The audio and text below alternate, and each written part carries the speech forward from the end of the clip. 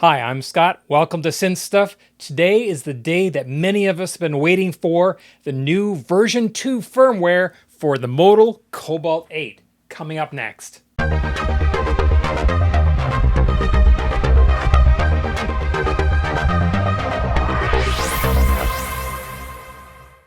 I did a video on the Cobalt 8 when I first got it, and it was consistently one of my most popular videos. People seem to really love the synthesizer, and they loved the video that I did. I will put a link to that video in the description below. It's kind of a review slash tutorial where I go over pretty much every function in the synth and describe how you use it. So a lot of people have used that video as a tool to learn how to use this fantastic instrument. However, there are some complaints, or have been complaints, about the Cobalt 8, and I took a sampling of them from the comments on that video. Filters. I don't like the filters. The filters are too sterile and digital sounding. I wish the filters had drive. The filter scaling is not great.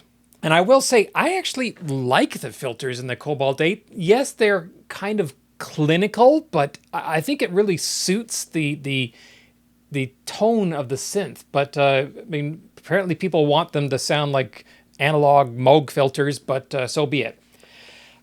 Gain. This is definitely a problem that I encountered. The synth is just soft. It's quiet and it's tough. Out of all the synthesizers I own, the output of the Cobalt 8 is absolutely the lowest of all of them. It does have unbalanced outputs, so if you have any noise there, you have to put enough gain on there to get a decent level out of it, and it also brings up any noise that you might have picked up off those unbalanced outputs. So that's not great, and there's a lot of complaints about gain. It's too quiet. It has gain problems. The synth is quiet even at full volume, so yes, gain issues.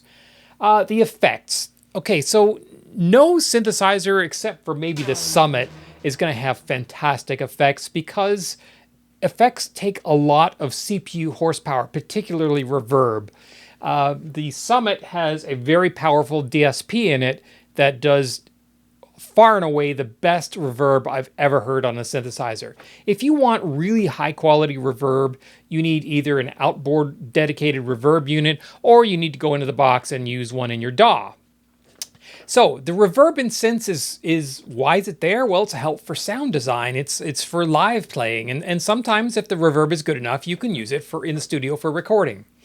However, the reverb and the effects on the Cobalt aren't the greatest. The reverb is very metallic sounding, and it's in mono. That was my big issue, is that it's all monaural. So if you have a sound that's spread across both channels and you have a reverb behind it, the reverb is locked in the center because it's mono. So you have this fantastic lush stereo sound that fades off into a single channel right down the middle. And that's the opposite of what reverb should be. Reverb should be a sound that echoes off into the distance in both channels in stereo. So that was really an issue for me. I didn't like the reverb in it, and most people are the same. They didn't like the reverb. The other effects are, I mean, passable. They're decent effects, but people didn't like them. The reverb is mono. The reverb is terrible. The effects are not great. So those are all things that people commented on about the effects on the Cobalt 8. And then one last person here who said, any virtual analog synth should have free running oscillators.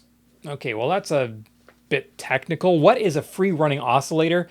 In the old days, like you think Mini Moog, you had oscillators, and then you had the amplifiers that cut off the volume of the oscillators. You had filters that cut off the frequency of the oscillators, but underneath all of that, the oscillators were always sounding. They didn't ever turn off. And that comes from the old days of modular, where you just had an oscillator module, and it, no matter what, it was making sound, and then you just fed it into some other module that might have, cut off the envelope, the VCA or what have you. So when digital synths came along and they started emulating oscillators, you don't have a physical oscillator that's running all the time. What happens is you have a computer that emulates an oscillator, and of course, if you're not playing a note, it's not emulating an oscillator because there's nothing to play. So what they did is they simply, when you press a key, it spins up an instance of an oscillator in software and starts playing it. The problem is that every time you do that, that oscillator starts off at 0. So you have a certain phase of the wave. And if you start several oscillators, they're all in phase. And so you get a very distinct sound because all those sounds are always in phase. They're always exactly the same. And in an analog synth that has free running oscillators instead of key actuated oscillators, that's not the case because those oscillators are always running. They're analog, so they're kind of drifting in phase next to one another and in frequency and so on. And so whenever you play a key twice, it's always going to be a little bit different because where the envelope opens is going to be in a different position in the phase of that oscillator waveform. The difference is very subtle, but there is definitely a difference. So obviously, this is a virtual analog synthesizer, but it did not have free running oscillators. Okay, so why am I talking about all these complaints that people had? Well, the reason is because Modal just came out with version 2 firmware, and it is a huge update for the Cobalt 8. I had a suspicion this is going to be happening because they came out with a similar firmware for the Argon 8 not long ago. So I was really fingers crossed hoping they were going to do the same thing for the Cobalt 8, and they definitely did. What does it cover? Well, I will tell you that every single complaint that all these people wrote about the Cobalt 8, every single one of them has been addressed with version 2 firmware. This is one of the greatest firmware upgrades I've ever seen. They just hit everything. The Modal has just hit it out of the park with this one. So let's go over some of the features that they've added in version 2 and see how they work and what they sound like. All right, first things first, we need to upgrade the firmware in the Cobalt 8. And I have to give high marks to Modal for their fantastic Modal app. Because basically all you have to do is open the Modal app, it detects your Cobalt, and it recognizes, hey, there's a firmware upgrade available. Do you want me to install it? You click yes, sit back for a minute or two, it's done. That's it. You don't have to do anything. You can see here, all I do is just click yes, and it goes off and does its thing. And when it's done, it says, go ahead and play.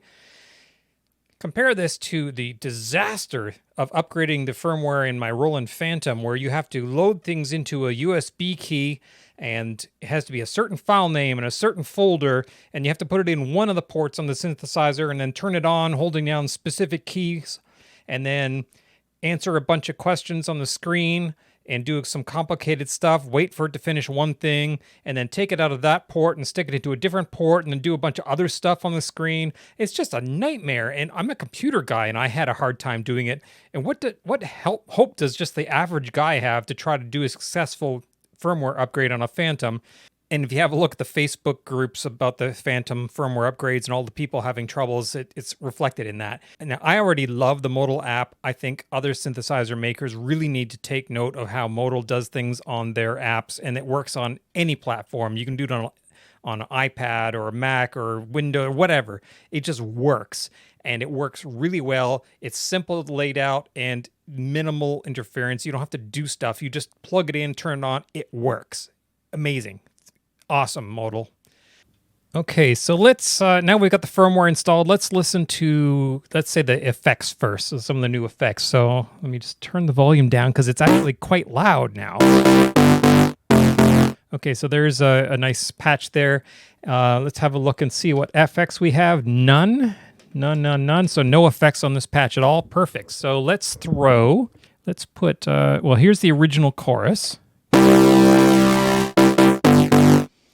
And now we have the version 2 chorus. So here's the original chorus.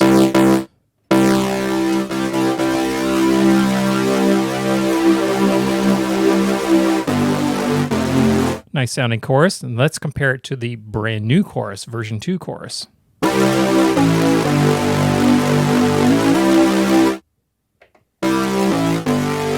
Hear how this one's much more mono.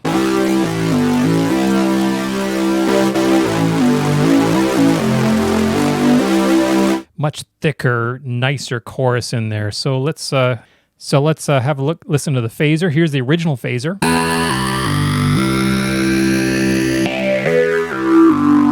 With the new phaser. the original phaser.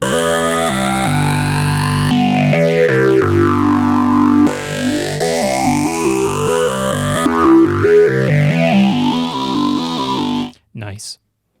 Another new one, a Unisonizer, which is basically the equivalent of the Roland Supersaw, where it just creates copies and copies and copies of a waveform.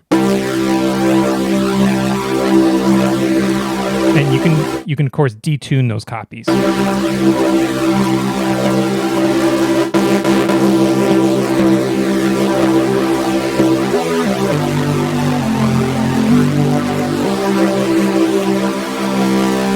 Without and with.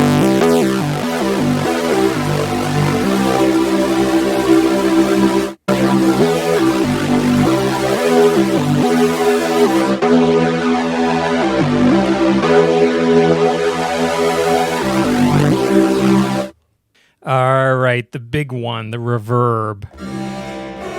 All right, we are obviously on full.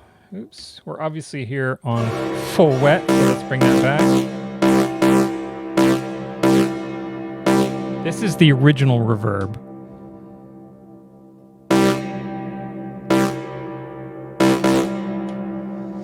If you listen, it's very metallic sounding, and it's obviously monophonic. If I didn't mention, you should be using headphones to hear this. All right, let's listen to version 2 of the reverb.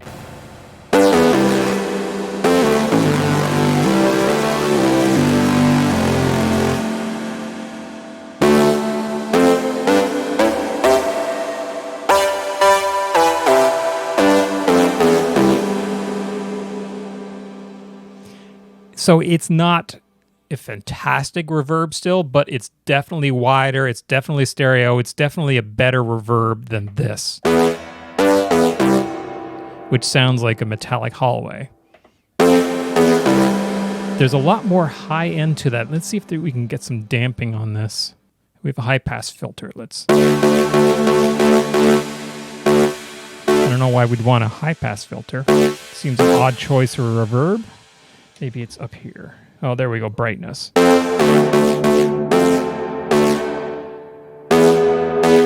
better. Oh, too high.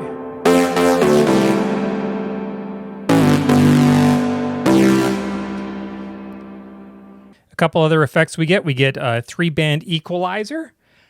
We get a new compressor. We get utility. Now, I like this one. This is kind of just almost like an extra little channel on your mixer. So what we get on utility is an overall gain. So if your patches are a little low and you want to crank it up, you can just crank up the gain. We also get a pan, so we can pan it left and right. I don't know why, but when you turn the knob to the left, it pans to the right, and when you turn the knob to the right, it pans it to the left. Odd choice, but that's how they've done it. You also get a width, which is like a stereo enhancer. So here we have a mono sound, and we can just widen it out.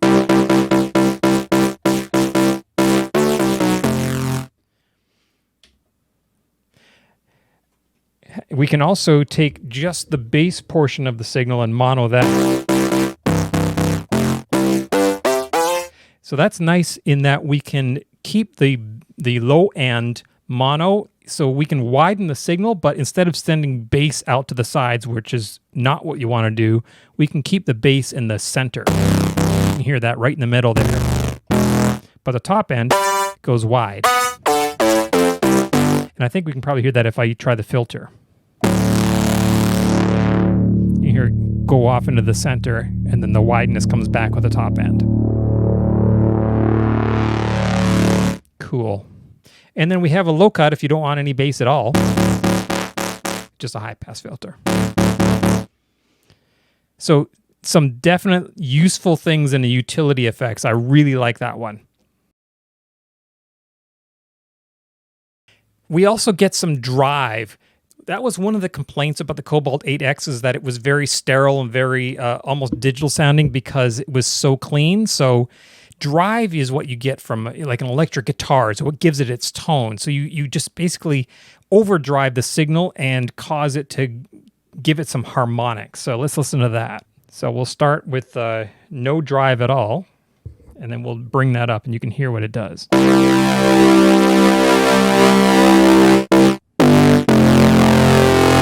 And if you want, you can cause makeup gain. So when you drive something, the apparent loudness gets much higher. So you can change the makeup gain. So as you add the drive, it doesn't become super loud.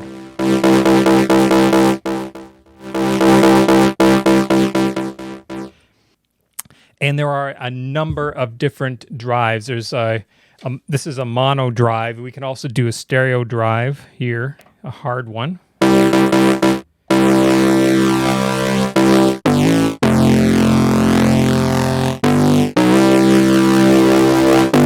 So that harmonic content is actually sent out to the sides, so that the original signal is right in the center there. Very cool. There's a wave folder in here, I believe. Yeah, there we go. A wave folder. You can send it through a rectifier, which is like a diode, which is an old fuzz box. Hard clip, soft clip. So lots of different drive parameters in there, which is really nice. Okay, so let's come back to, with no effects, let's have a look at the filters. We have some brand new filters in here that I think everyone's going to like. There's so many new filters in here. I'm not going to be able to go over and demonstrate all of them because this video will be an hour long. But let's have a look at some of the filters. Our basic filter is a resonant low-pass filter, which everybody knows. Very simple. We have many other types available to us. State variable filters, low pass ladder filters with 1, 2, 3, and 4 pole, band pass filters, again 1, 2, 3, and 4 pole, notch ladders, low pass ladders, band pass ladders, phaser ladder. Oh my gosh, there's like 25 or 26, 27 new filters in here. And I think what people are really going to like, let me see if I can find one of the good ones in here. Ooh, phaser filter. Let's listen to that one. What they've done to the filters is they've added a new parameter in here called drive. So the problem with the old filters is that they just took the signal and they filtered it. But analog synthesizers actually modify the signal with harmonic content, and they did that by overdriving the inputs of the filter so that the filter itself clipped and created extra harmonic content, which the filter could then filter. So by adding this parameter, we now have that capability in this digital VA synth.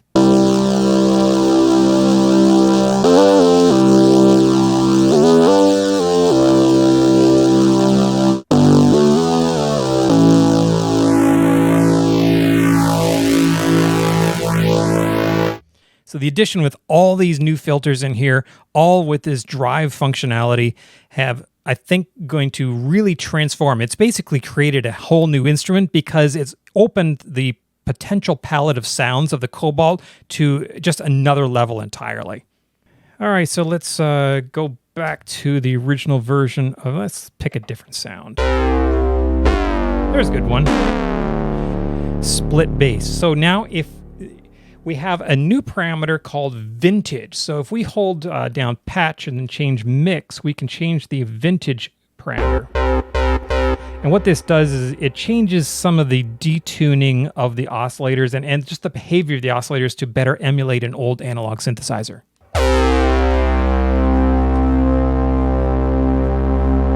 So as you can hear, as I crank that up, you hear a little bit of detuning in there.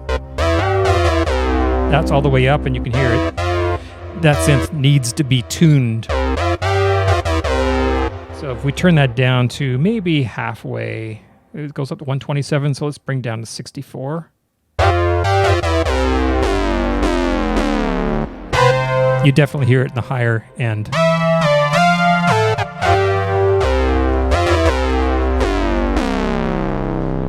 So now we have that vintage character. We also have a free running oscillator, and I spent some time trying to figure out how to turn on that free running oscillator in here, and I wasn't able to do it, but I did find it in the Modal app. So if you look on the Modal app up here, there's a little button there. It says free, and if you click that on the oscillator, it then just turns that oscillator into a free running oscillator. I don't know if you're going to hear much of a difference. Yeah, you're not going to hear any difference on this sound here. If I had multiple oscillators running and then maybe a pad where we had a whole bunch of notes and a chord playing, you'd probably hear a difference, but it's there. So if you were one of those people who was wishing for a free running oscillator in the Cobalt8, there it is. Okay, so we have some new arpeggiator patterns. If we turn on the arp, and I'll just put a hold on here, and if I just play a chord, there's a simple forward one, backwards, a pendulum up and down. Now what we have is the ability to copy notes at the end of a pendulum. So what we have is a pendulum 1. Here's one where it's just going back and forth.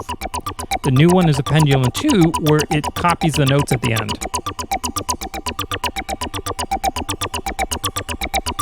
And you can do the same thing for 2 octave or so on. So some nice new arpeggiator patterns in there. And as you may recall, the arpeggiator in the Cobalt8 is extremely powerful and very creative. So that's great that you have some more patterns that you can add to that creativity. Cutoff scaling is a complaint that I had heard a couple of times where the filter cutoff key tracking was not quite as good as it could be, where the cutoff frequency of the filter wasn't exactly matching the frequency of the notes as they played up. You can now change that. You can make it so that it's legacy the way it was before, or a new one that's more balanced and changes the note to cutoff tracking to more closely emulate an analog synthesizer. There was a couple other changes as well. I know they changed the audio in sound quality. They've improved that somehow. I haven't actually used that before, so can't really comment on how that changes. And they had some bug fixes. I know they had some tempo sync delay times. That was actually one of the bugs I reported to them, and that bug has been fixed, so that's nice to see. A couple others with arpeggio note ordering issues that have also been fixed. Well, that's it. I hope you like what you saw here today. If you did, please click like, subscribe, click that little bell. It really helps us out when you do that. If you have a comment, question, correction, please leave it in the comments below. I definitely read all those comments.